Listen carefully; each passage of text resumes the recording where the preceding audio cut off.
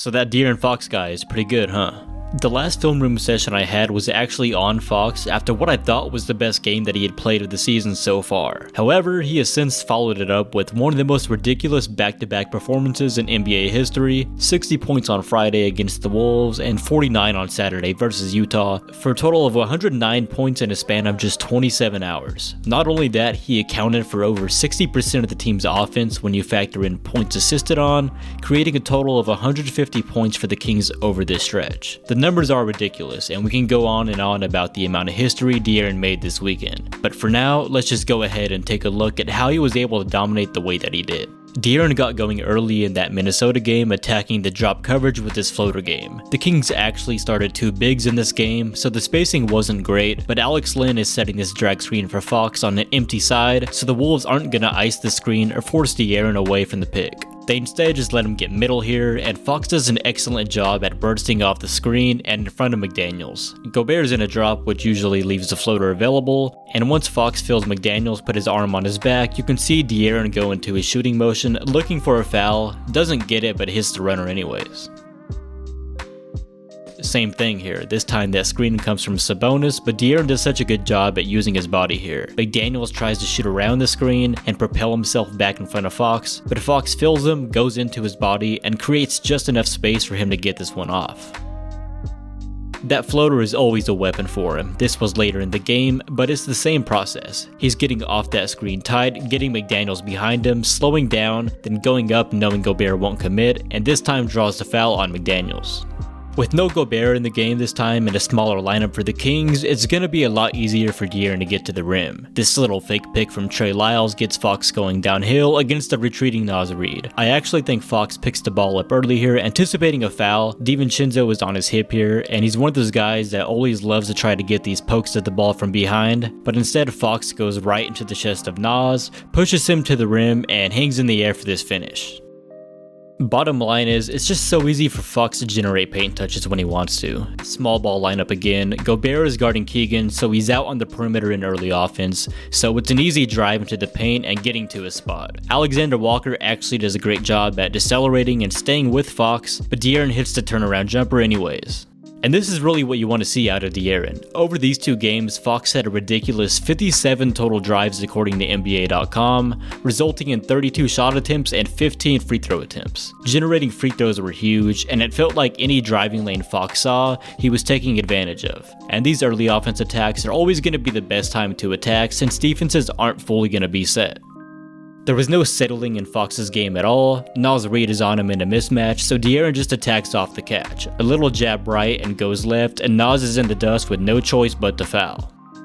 The Wolves decide to switch here with both teams playing that small lineup, and Fox could easily pull a jumper here at any point. Instead, Naz Reid decides to step up, and De'Aaron hits him with his head of steam stutter step dribble that just terrifies defenders, and Fox actually explodes so quick that he loses the ball, but by then he's so deep in the paint that it doesn't matter.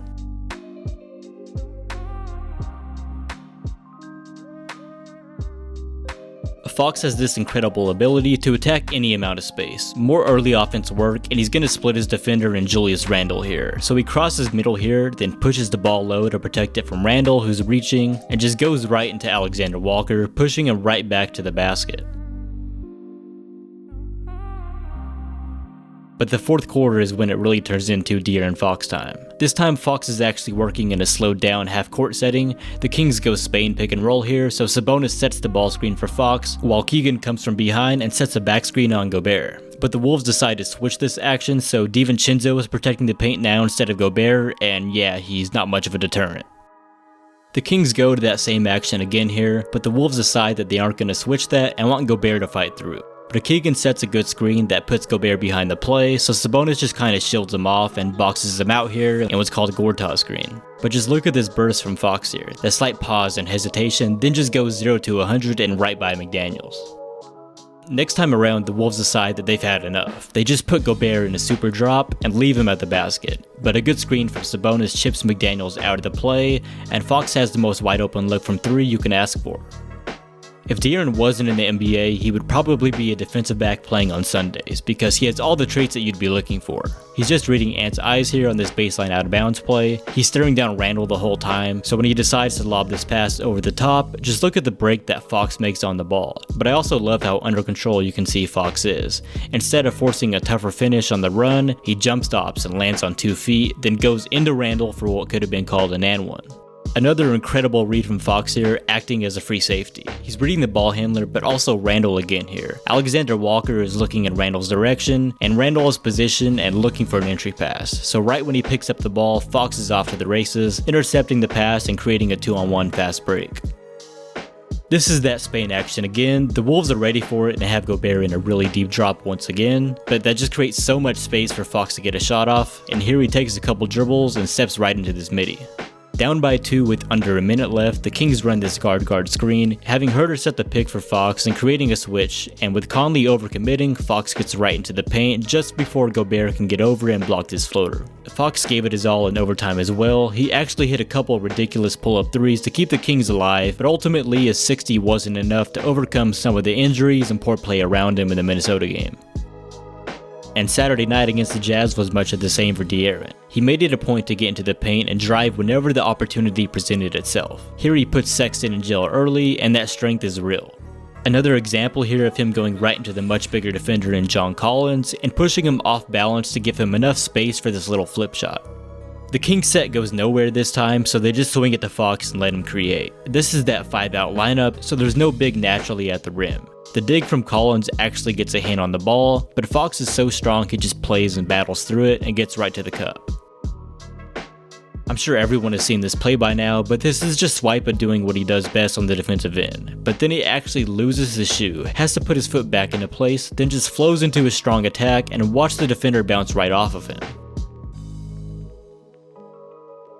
This play is nuts for so many reasons. For one, the agility and change of direction from De'Aaron here to go full speed, reverse direction, and watch him explode out of this in and out dribble before finally drawing the foul. Just look at how many times he gets Sexton leaning and changing direction. I mean, what the hell. Props to Colin for battling though. I mean, it's an incredible effort, but Fox uses some of that aggressiveness against him for sure. Hitting jump shots is obviously huge for De'Aaron too, which helped him get going in both of these games. Here it's that guard screen again. Herter is gonna ghost it and pop out, and you can see how far this defender is digging over on Fox. So De'Aaron has a lot of options. He could just kick out to Herter or even attack to his left. Instead, he decided to just jab and get his defender leaning, step back and effortlessly drain this jumper. Fox gets the drag screen from Lyles here. The Jazz switch and Collins doesn't step up, so Fox pulls this from deep. And if he's hitting shots like these several feet behind the line, that's probably a pretty good indicator that he's feeling it. Again man, if he's hitting these shots, he's truly unstoppable. And as a side note, Fox really has one of the prettiest jump shots in the league. The Kings are set up like they're about to run double ball screens for Fox, but I think their spacing is off relative to their system. You can see Keegan confused too about how they're aligned, so everyone is overloaded to this one side of the floor. So De'Aaron decides to just turn on the burners and attack to the other side where all the space is. He draws the help, then hits Isaac Jones, who also played a great game, and he gets fouled here. On a weekend full of bizarre De'Aaron Fox plays, this one might have been the craziest. For one, there's just no space to start. Clarkson is draped all over Fox, knowing he has help if Fox gets by him. Filipowski is already in the paint, and Sexton stays camped in the paint as well after Herter cuts through, so there's not much room to drive at all. But one cross and he's by Clarkson immediately. He slithers by Sexton and away from the help of Filipowski. But now he's going away from the basket, jumping off the wrong foot and just at a ridiculous angle. But somehow he's still able to flip this in and doesn't even use glass. The Kings went back to that Spain pick and roll in this Utah game, and the back pick creates a switch, but it's switching a 7-footer for a 7-footer, so it doesn't really do much. But the ball screen from Orlando Robinson lets Fox get downhill, where he can put his body into Sexton, bounce off of him, and create space for this runner. Here it is again, but the Jazz switched the ball screen and put John Collins on Fox, so now with a mismatch, Keegan doesn't even set the back pick and just goes back out in the perimeter. And Fox absolutely dusts Collins with these hezzies, and Collins can barely even turn his head before Fox finishes with the and one. Fourth quarter, De'Aaron Fox time. You might contain the first drive, but with Clarkson hugged up on Keegan in the corner, Fox can get right to where he wants on the second drive, spin off the defender, and how many times have we seen that floater game already?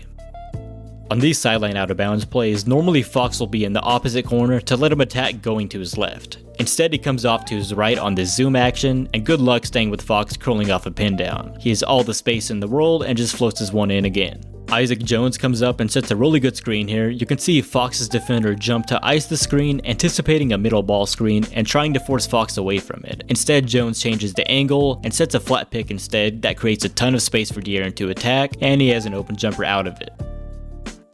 This was another possession where the set went nowhere, so it's Fox bailout time. He hits his defender with a hard plant going left, crosses right, and Keontae George is trouble changing directions, so Fox slithers into the paint for shockingly yet another floater.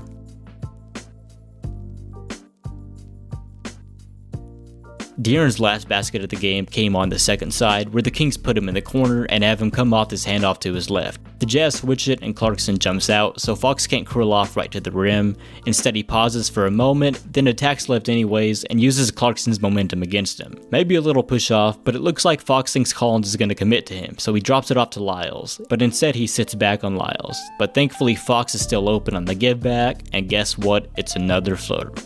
Bit of a longer film session, and I wish I was able to get this one out earlier, but there was a lot to cover courtesy of De'Aaron Fox. As always, thank you all for watching and supporting the channel, and I'll see you guys next time.